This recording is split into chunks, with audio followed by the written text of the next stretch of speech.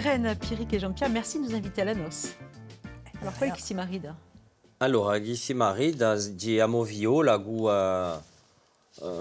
giovane, cada esse, je dirais, au moiandero.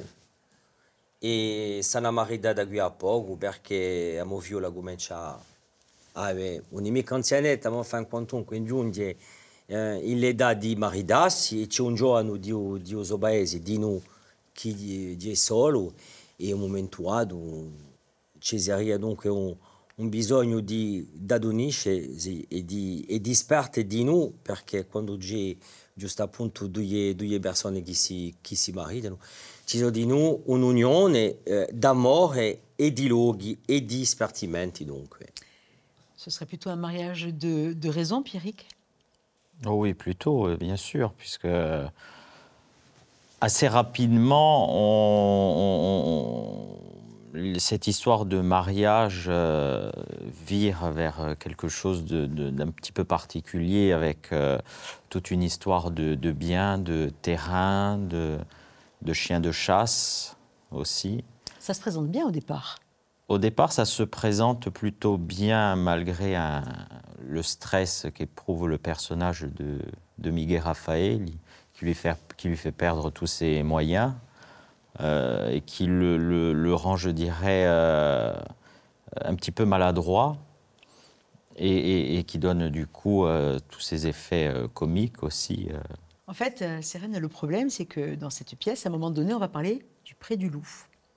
Et c'est comme ça que les tensions commencent à naître, à partir d'un terrain. Ah ben oui, mais en fait, parce qu'elle ne sait pas ce qui lui arrive. Hein. On ne lui a pas dit, viens pour te demander en mariage, on ne lui a rien dit. Donc elle arrive, elle le voit dans le salon, c'est le voisin. Elle dit, ah, salut, ça va, machin. Mais on ne lui a pas dit. Sauf que lui, il commence à parler, il la saoule, et il commence à lui parler de son Pré au Loup. J'ai dit, pardon. Et là, voilà, et comme elle a du caractère, elle commence à dire, non, non, mais là, tu te trompes. Ah non, il commence à s'engueuler. Il s'engueule, ça s'envenime, et après, le fout dehors. Et elle apprend qu'après, qui voulait la demander en mariage. Et là, elle maudit son père. Elle dit, mais pourquoi tu m'as rien dit? Du coup, ça change tout. Parce qu'elle ne peut pas le supporter. Mais elle a envie de s'en aller de là. Hein. C'est la servante, elle fait tout. Donc, elle se dit, mariée, ce serait bien. Elle ne sait pas ce qu'il attend. À Circamoy. Donc là, nous sommes dans du Tchekhov. Tchekhov, c'est une pièce qui fait partie des, je crois, des 6 ou des 9 comédiens en un acte qu'il a écrit au début du siècle dernier, donc, hein, et qui font partie de ces pièces comiques, mais qui parlent, c'est des pièces un peu sociétales. C'est pour ça que Guy l'a traduite et l'a adaptée par rapport à la Corse, parce que ça fait écho à notre construction mentale, à notre façon de vivre, à notre façon d'être, puisque bien évidemment, on est issu d'une société agropastorale et que prima quando noi ci maridamo, c'erano quelli che avevano i luoghi e poi quelli qui non avevano mica, donc c'était aussi un mariage d'amour et puis de raison aussi, et puis de quoi après pouvoir survivre et se nourrir et élever sa propre descendance et ses enfants. Une pièce qui aurait même une résonance aujourd'hui, Pierrick, dans l'actualité, les arrêtés Millau et tant d'autres choses, et le conflit pour des chiens, puisque c'est le cas. C'est aussi intéressant, une fois de plus, d'avoir dans le travail de Guy cet écho à notre quotidien. Oui, ben, une fois de plus, on a une pièce qui fait écho à l'époque, justement, qu'on est en train de vivre. Ben, en plus, Tchekhov, à l'époque, justement, connaissait bien ce milieu, déjà, ce milieu rural, puisqu'il était médecin de campagne, donc il était justement souvent proche de cette bourgeoisie, je dirais, provinciale.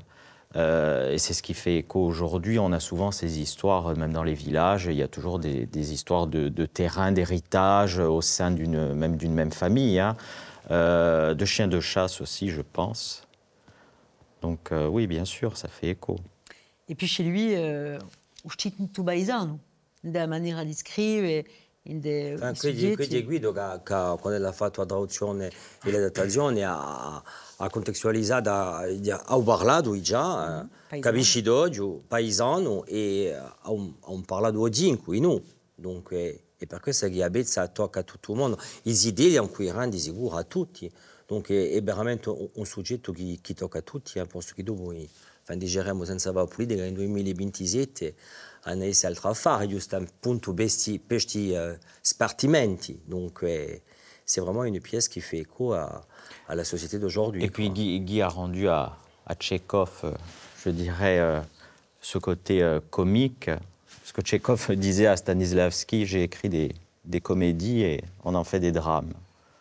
Oui, c'est une pièce comique. Donc là, on a une pièce qui est véritablement comique. Vous saviez que Guy l'avait joué il y a une trentaine, voire une quarantaine d'années. Oui. On se le dit qu'entre nous, hein, mais on remonte dans le temps. Il me semble avec Miguel et Raphaël. À qui il donne justement, pour lui rendre hommage, un rôle dans cette belle création. Le fusil et les babouches... Alors, on ne va pas tout dévoiler. C'est le patriarche, ça lui appartient, c'est à lui. Donc, c'est je dirais, ça fait partie de son personnage et de son intérieur, de sa maison. Donc, voilà. Quand on sort de cette création, parce que je dis création parce que je crois que Guy a aussi rajouté des mots par rapport à la pièce de départ. Oui. Il a aussi rajouté une scène qui a été carrément créé à la des fin éléments et le monologue aussi au début, le monologue du personnage. Et une présence musicale aussi tout au long de la pièce. Oui. Qui rythme, comme d'ailleurs dans la première partie des Matrimoines, où il y a toujours cette rythmique. Vous vous sentez vidé quand vous sortez de cette pièce, parce que je crois qu'elle demande beaucoup d'énergie. Oui, elle demande beaucoup d'énergie. Oui. C'est très concentré sur 1h05, 1h10, donc il faut être... voilà, c'est vrai qu'on est, on est très pris, très... Oui, on est vidé quand on sort de la pièce, c'est vrai qu'on est... mais content. Alors à Guy Chimine, quand il fait une proposition de ce type-là, on lui dit oui.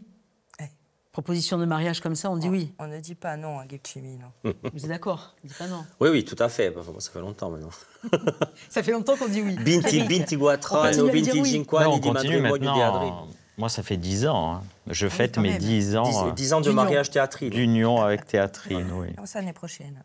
Bon, à Circamoli, on va le découvrir, bien sûr, sur Via Steel, grâce à RTU. Et bravo à vous trois pour cette nouvelle aventure. Merci à vous, Evelyne.